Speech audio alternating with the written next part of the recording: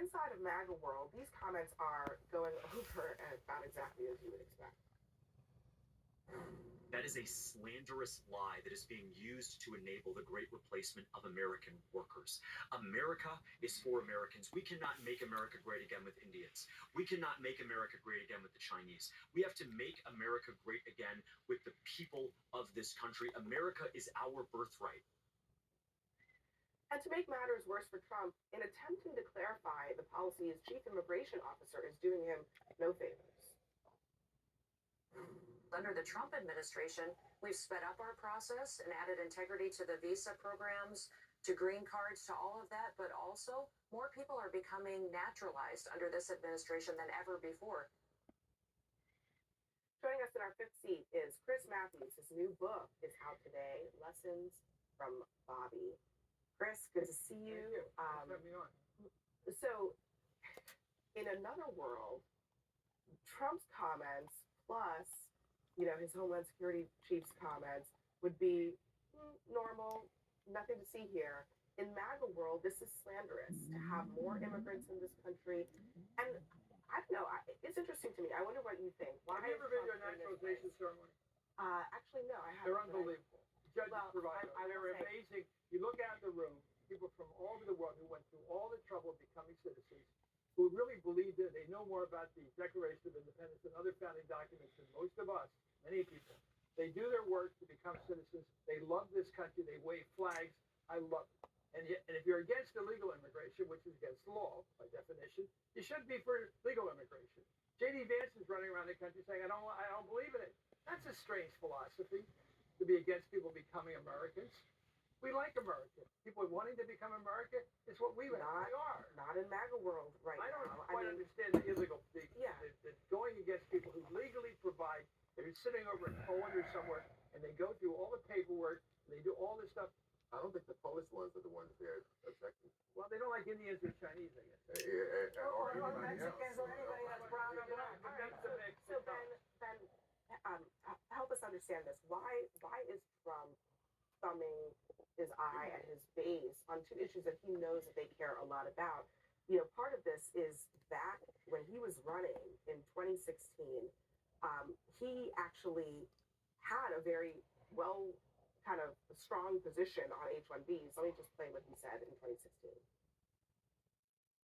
I know the h1b very well, and that's something that I frankly use, and I shouldn't be allowed to use. We shouldn't have it. Very, very bad for workers. And second of all, I think it's very important to say, well, I'm a businessman, and I have to do what I have to do, and it's sitting there waiting for you, but it's very bad. It's very bad for business in terms of, it's very bad for our workers, and it's unfair for our workers, and we should end it.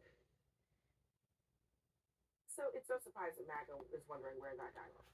I don't think this is as big of an issue in MAGA world as you're implying that it is. I think there's some that are upset. I think there's a lot of people in MAGA world that are saying, as long as you come to this country legally, you don't break into this country, you do it the right way, you go through the paperwork the right way, that there's not an issue here. I mean, I literally do a show every day called the 47 Morning Update. It is not on the top 10 list of subjects today because a lot of people in, quote, MAGA world understood what the president was saying here. And I think his point was there are skilled workers. There are certain industries where we can bring in workers, and that makes sense. Does it mean that we have a country that has no border, where we have lawlessness and we have anarchy, and we have people running across the border and working illegally, and illegal immigrants? That is what MAGA world does care about. They want a secure border. They want an orderly immigration system. And they're not saying keep everyone out or keep some workers out or all workers out. They're saying do it the legal and right way. Yeah, we just saw a 180-degree shift between the Trump from 2016. No, he was talking Let me tell you what J.D. Vance just a couple of days ago, he was speaking publicly, and he made it very clear. In fact, I think he said explicitly to a student at a Turning Point event, we have too much immigration in this country. He didn't say too much illegal immigration. He said too much immigration in this country. So I am not making that comment. Hold on, no, don't filter. Let's just listen to what people are saying. He was, and trust me, I'm not taking him out of context. He was asked a question, actually by somebody who was in an intimate relationship with an immigrant. And he said, we have to face it. we have too much immigration in this country. That is a real thing in MAGA world. You can't pretend Let's that talk it's not. back for a There are second. many people Wait in a MAGA second. world who Let's think that put we it just through let reality check. people in, legal or Number one economy on earth, the American economy. How was it built? Immigration. Look, after the Second World War, the scientists we brought into this country. We curate the best. We bring them here to create jobs and companies. What's going on right now in policy that I don't agree with is I teach at Harvard and at MIT and many other colleges. If we we curate these amazing students from all over the world, and we bring them into a cohort to train them how to become entrepreneurs in America. They want to stay. Yep. If we don't do it, Do the right the way. Chinese will. So I'm just saying, let's figure this out. Do we want the Chinese to train them, or do we want them? We want them, every single one of them, Okay, to let me- stay here and totally. I want them to get their passports, and their families get passports, they create jobs, and I will invest in them. Every single one of And you them. go to Let Let me ask you a real quick question. $100,000 per H1B. Does that make sense? It's nuts. That's a crazy Okay, no, idea. but okay, let me explain to you about the $100,000 and let me explain to you why Donald Trump has changed his tune on H1Bs. Because today he hangs out with the CEOs of the big tech companies, right? They were at the front row of his swearing in. They come to the White House all the time. They're the ones funding his ballroom. They're the ones donating to any pet project that he wants. I'm talking about Tim Cook and Bezos and Zuckerberg and Elon Musk and all of those folks. All those big all of contract those runners. okay, all of those folks who have Trump's ears are telling him how important H1Bs are to their businesses. Why the $100,000 fee? Because there's only 65,000 H1Bs available in the country every year. And there's almost 500,000 people that apply, companies that apply. What happens now is that the Googles and the Microsofts and the Amazons are going to edge out the They're community already- hospitals they're already in rural edging them out. areas. And Amazon because is they number can one afford to pay the $100,000. The rural hospital in Iowa cannot pay. They're already edging them out. The 13,000 H1Bs in 2025 so far have gone to Amazon. Meta is behind at 6,000. Microsoft, Tata, Google, Apple, Yeah, but they're Walmart. right now they're all So before the 100,000, everybody was competing on an let me even just field raise with one doing more. Let me lottery. raise one more thing about this. The H1B issue, I think, is just one part of this.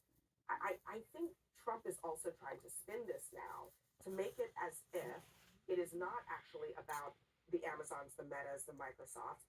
Here is Scott Bessent, the Treasury Secretary, talking about who, according to him, is coming in via these H1B visas. And we'll talk. I think the president's vision here is to bring in overseas workers where these jobs went, Who have skills. who have the skills, 3, 5, 7 years to train the U.S. workers. Then they can go home. The U.S. workers fully take over. So That's- do that's- you that's- do you understand the concern that people have? Hey, an American can have that job. Why you give it to But, an but an American can't have that job So it's specific skills. because we haven't built ships in the U.S. for years. We haven't built semiconductors. So this idea of overseas partners coming in, teaching American workers, then returning home, that's a home run. So, a couple things about that. First of all, the hand holding was amusing in that clip. But the H1Bs right now are not going to shipbuilders. And well, yeah, that's- but also that's why because I'm not if going you're building, hold on, if you're building ships for the U.S. military, you're probably not doing it on an H1B. That's the first thing. But the second thing is they're trying to sort of like shoehorn this policy into their tariff policy, and it's really not that. I do think the H1B program needs some attention. It needs some degree of reform. Abby, do you But want the but it next seems- Einstein to come to America No. or to Shanghai? But- What do you want? It's about but fighting Kevin, for don't talent you- and but people that are brilliant. I'm not fighting against the H1B visa, folks. I'm the daughter of immigrants. Both my parents are naturalized citizens of this country. So you should be I for bringing people here. I am saying there are real concerns that people have about companies that abuse the system. We're talking about genius, bringing 65,000 geniuses to America. Kevin, you know that it is not just geniuses. Sometimes they're abusing the system and sort of bringing in medium to low wage workers to How many of them are at Meta or at Microsoft? I mean, or at listen, St. Jude Children's Research Hospital, or in the Anderson, where they have. I'm not arguing against H1B. I'm just saying the percentage of those visas that go to life sciences is 1.9%. Mathematics and physical sciences, 2.9%. 4.4% go to medicine and health. Right, but what percentage of the economy is that? It's probably, I bet you it's pretty close to that. 65% of H1B visas go to computer-related jobs. Yeah, what's wrong with that? What's wrong with that? It's technology. All I am saying is that actually, I think you're right. Maybe there's an argument to be made that more of those visas should be available for rural hospitals, should be available for people in the life sciences, should be available for researchers, should be available to the geniuses in other fields. So let me go back to the core here.